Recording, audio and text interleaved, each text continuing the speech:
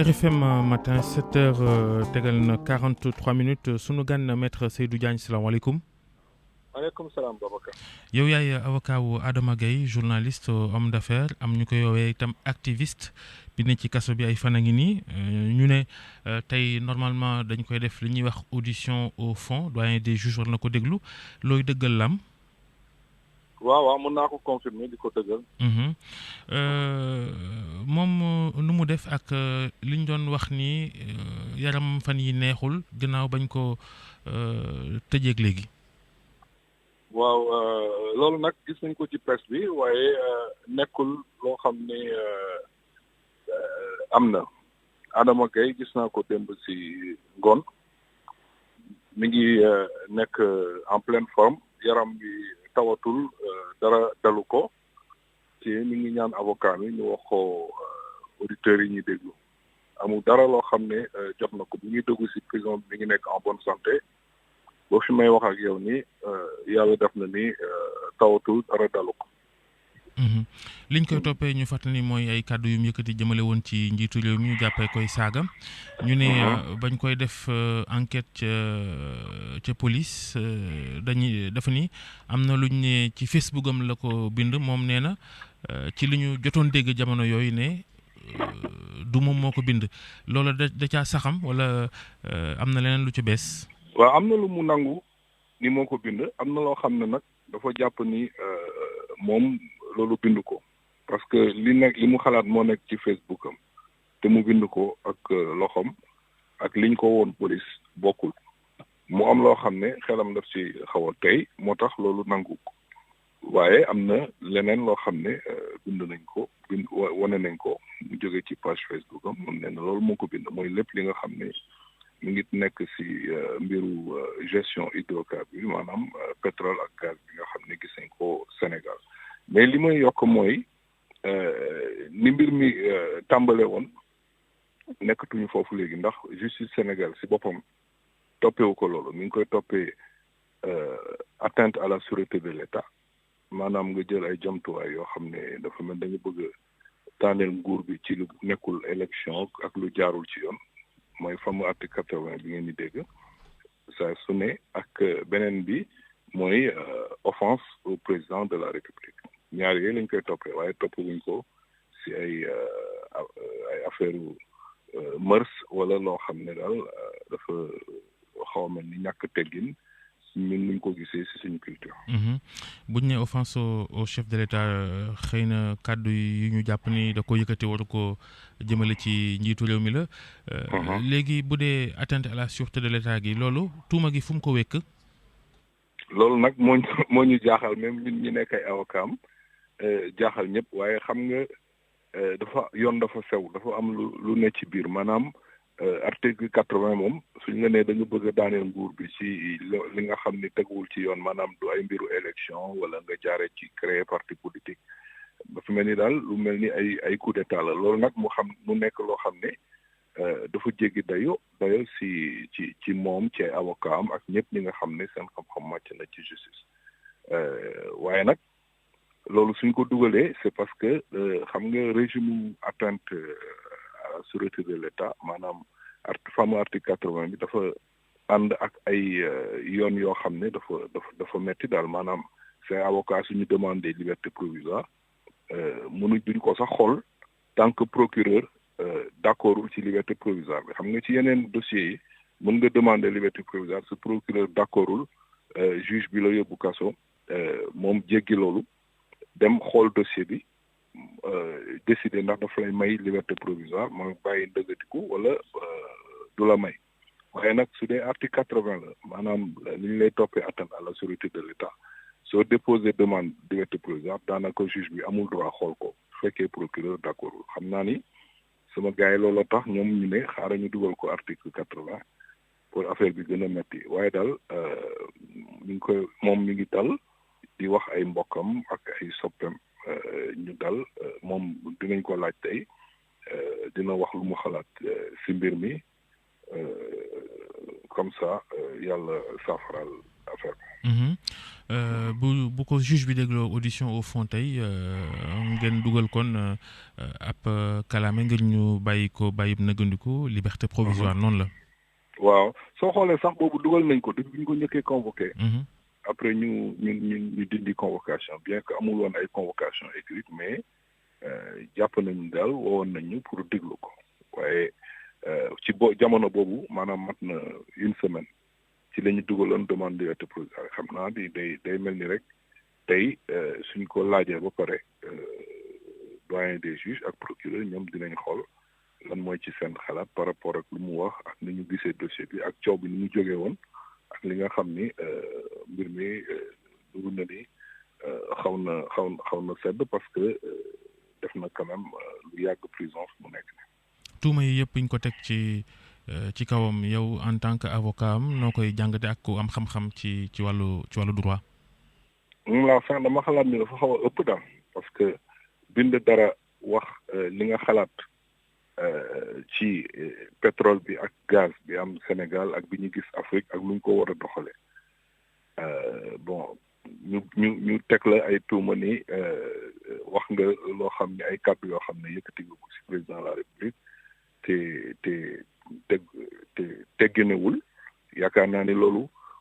jotewul dara ak di jéem a daaneel nguur bi wala di def ay coup d'état ak yooyu man daal loolu mooy ci sama jàngat mais nag comme justice nekkuñu flagrant délit taxawaguñu ci tribunal juge d'instruction day enquête rek moom moo ëpp ay pouvoir police ak gendarmerie donc enquête am bokkul ak enquête bi nga xam ne dañ lay woo DIC wala dañ lay woo section de recherche comme moom mi ngi jàngat di seet nañ ko bàyyi mu seet rek peut-être amaan na dina dem ba bokk ak ñun xalaat wala mu xaw ñu jege ñun avocat Adama Gaye pour que mbir mi mën a sedd. moom ci enquête police bi bañ koy déglu mu ni dañoo pirater compte Facebook am na yoo xam ne bindu ko compte Facebook moom boo ko amee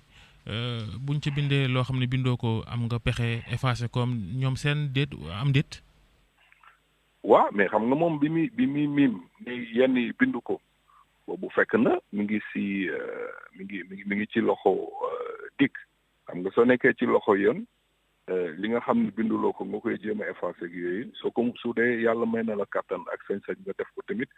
bi nga nekkee ci loxo yoon nekk ci cellule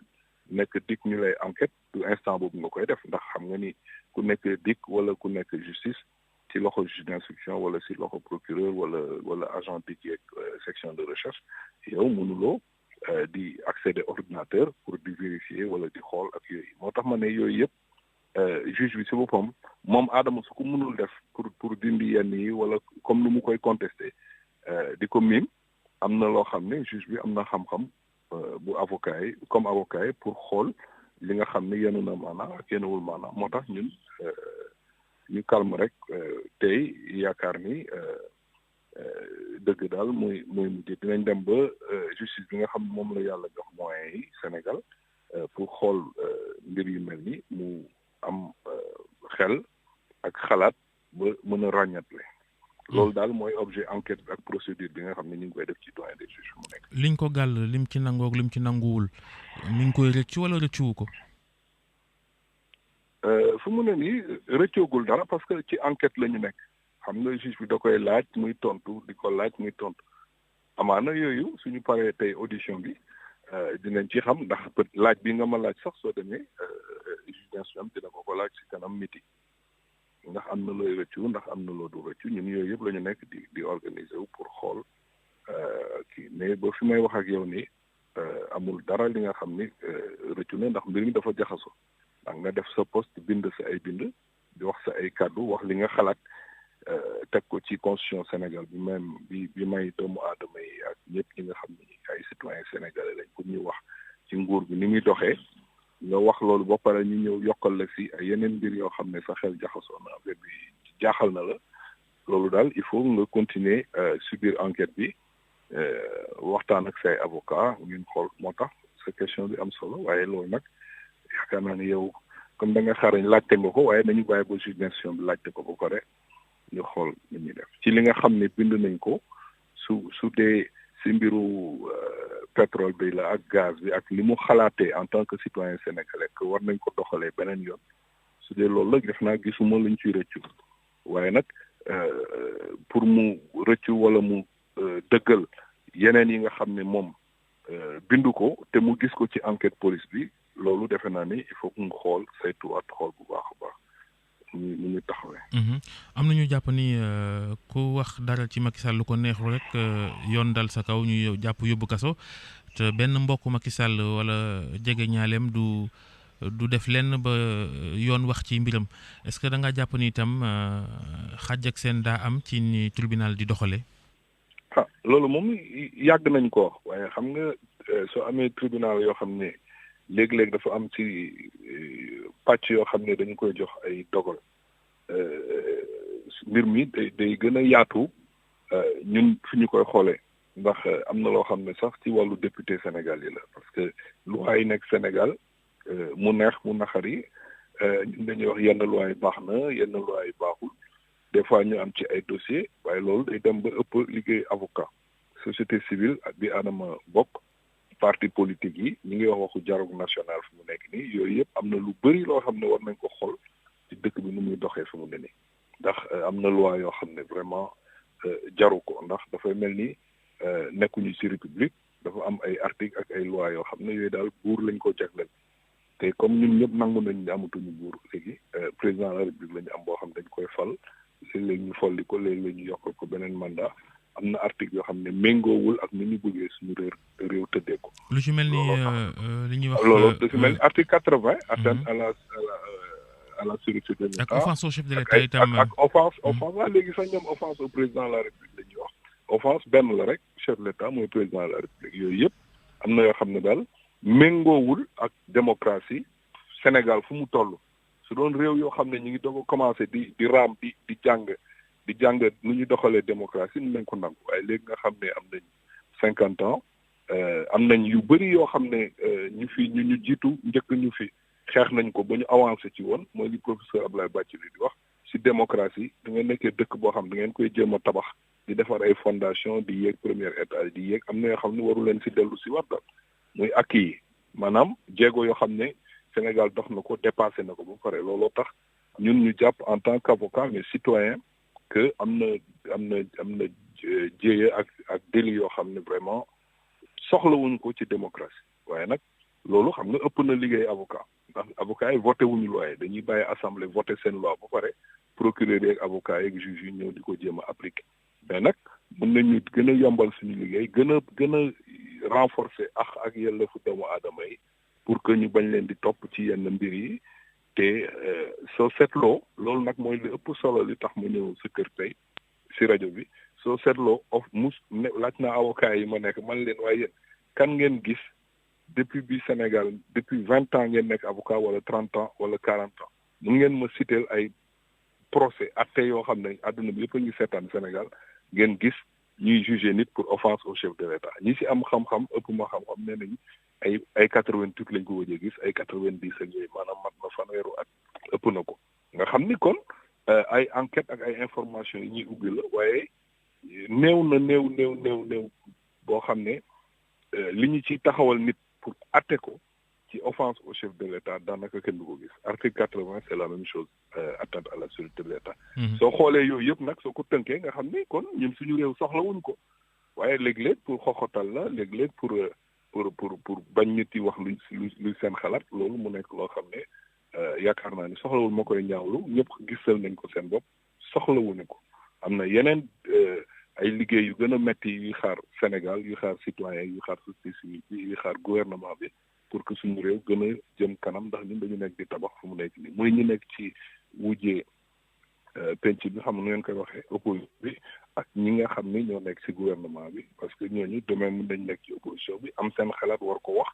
su fekkee da nga fi bàyyi article 80 ak ay offense au chef de l'État ak président de la République ñu leen di xoxotal di leen tere ñu liggéey loolu day delloo Sénégal ginnaaw nekkul loo xam ne daf ñuy jëmloo kanam ndax président de la République moom si boppam mën na di jégale léeg-léeg gis nga réew yi ñu gën a dëgër démocratie dañ leen di wax lu nekk te du tax ñu si def yi yëpp tax juge yi seen bopp am na yeneen ñu war a lijjanti yu gën a important si drogue yi si terroriste yi ak si yeneen affaire pour àtte régler problème mu Sénégal. merci jërëjëf maître Seydou Diagne. jërëjëf ma fàttali ni yow yaay avocat Adama Gaye mi nga xam ni ci midi tey si kanam tuuti la ko juge bi di def li ñuy wax audition au fond du dossier ci liñ ko toppee mu nekk ci kaso bi ay fan ak léegi jaa ngeen jëf mbokk yi yéen ñu àndal ci 6 heures du matin ba léegi yéen doog jàmm.